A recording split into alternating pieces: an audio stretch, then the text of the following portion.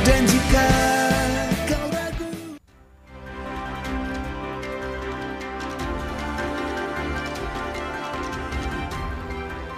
kembali lagi bersama kami di debat publik kedua pemilihan gubernur dan wakil gubernur Jawa Tengah 2024.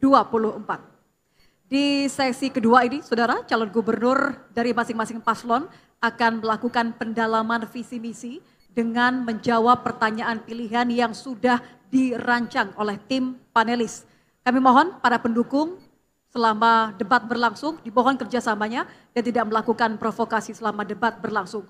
Dalam sesi ini, saudara, porsi yang lebih besar akan diberikan kepada calon gubernur. Namun jika ada sisa waktu, maka calon wakil gubernur dari masing-masing paslon dipersilakan untuk menambahkan jawaban maupun menanggapi.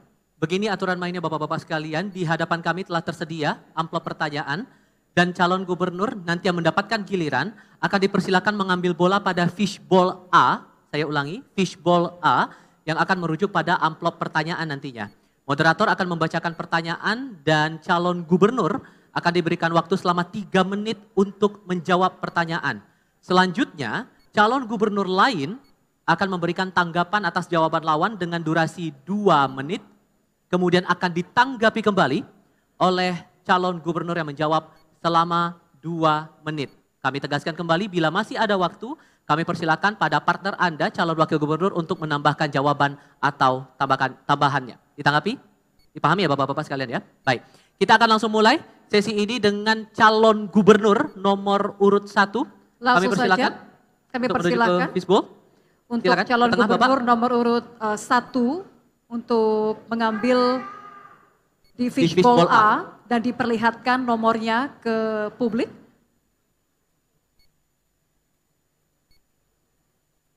Baik, nomor 4 ya. Nomor 4 mohon diletakkan kembali di wadah kosong di tengah, Bapak.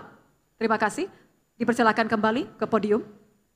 Paslon nomor urut 1 mendapatkan bola nomor 4. Saya akan ambil. Amplop nomor 4 masih tersegel. Ini menandakan kerahasiaan masih terjaga. Saya akan buka. Pertanyaan yang telah dirancang oleh panelis tentang investasi, perindustrian, UMKM, dan pemberdayaan desa. Mohon disimak karena saya hanya akan bacakan pertanyaan 1 kali saja tanpa diulang. Di Jawa Tengah, kesenjangan ekonomi antara pedesaan dan perkotaan masih sangat lebar. Sementara itu potensi ekonomi kreatif dan digital belum dimanfaatkan secara optimal di pedesaan. Padahal keberadaan media sosial dan platform e-commerce dapat meningkatkan pemasaran produk kreatif dari wilayah pedesaan. Saya lanjutkan pertanyaannya, apa strategi dan langkah konkret yang akan paslon lakukan untuk mendorong pengembangan ekonomi kreatif dan digital di pedesaan agar tercipta peluang usaha baru yang dapat mengurangi ketimpangan ekonomi antara desa dan kota?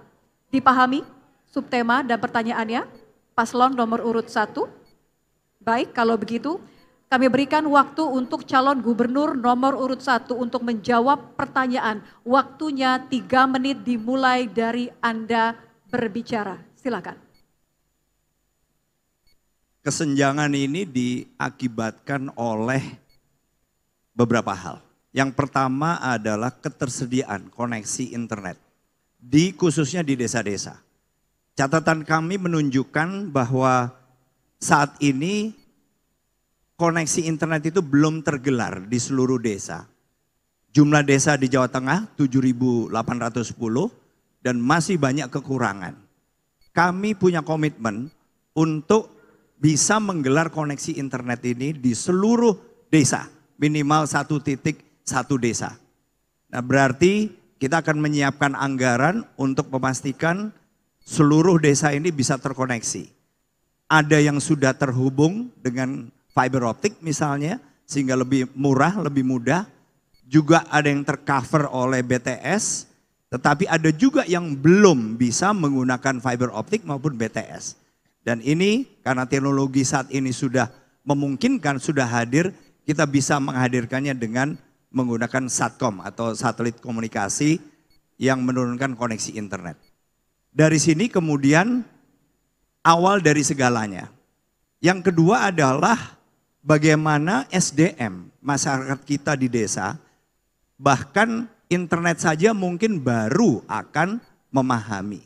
Belum lagi mungkin mereka apakah punya handphone atau bahkan tablet untuk bisa memanfaatkan koneksi internet.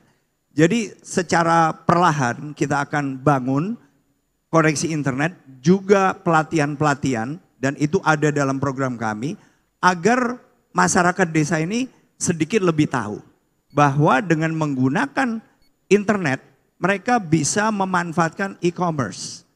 E-commerce yang dulu mungkin didominasi oleh perusahaan-perusahaan besar, tapi sekarang individu pun bisa memanfaatkan itu dan bisa menghasilkan atau bisa lebih produktif dibandingin masa-masa sebelumnya. Jadi SDM, kemudian penyiapan koneksi internet di seluruh wilayah, di seluruh desa, dan tentunya juga bagaimana kita men-encourage badan-badan usaha, perusahaan-perusahaan untuk bisa memanfaatkan. Karena apa? Karena kerjasama ini untuk memanfaatkan e-commerce ini kan belum tentu harus ditangani oleh satu badan usaha atau satu perusahaan saja. Mereka bisa melakukan outsourcing. Misalnya mereka bisa mendapatkan supply dari desa-desa dengan menggunakan e-commerce itu.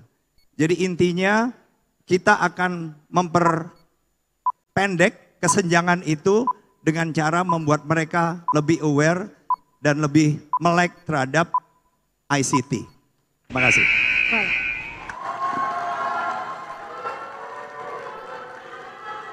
Selanjutnya kami persilakan untuk calon gubernur nomor urut 2 untuk menanggapi